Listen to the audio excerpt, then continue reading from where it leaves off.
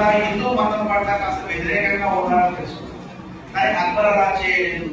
అక్బర్ తనకు తానే చెప్తున్న విషయం ఏంటంటే, నేను ఒక రాజపుత్ర ఇంట్లో పుట్టాను. నేను ఏ కోట? అమర్కోట. ఏ కోట అండి?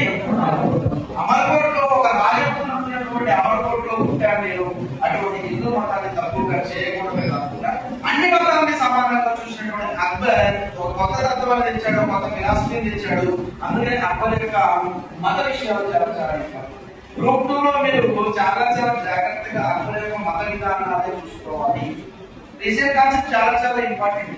ఓకే, సో దీంట్లో మనకి అక్బర్ యొక్క మత విధానం చూసుకున్నట్లయితే అక్బర్ సూఫీ సిద్ధాంతాన్ని తీసుకున్నాడు. ఏ సిద్ధాంతం అండి? ఇప్పుడు నా క్వశ్చన్ ఏంటి?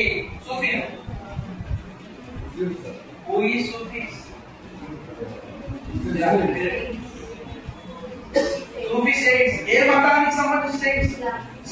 ఇస్లాం మతంలో మూఢనమ్మకాన్ని, ఇస్లాం మతాన్ని సంస్కరించడం కోసము ఏ ఉద్యమం వచ్చింది? సూఫీ. ఆ సూఫీ సిద్ధాంతాన్ని ఫాలో అయిన వ్యక్తి ఎవరంటే అక్బర్. సూఫీ సిద్ధాంతానికి ఆపోజిట్ గా మనం ఒకటి ఉదయమా ఏంటంటే ఉదయమా అంటే మతభేదం.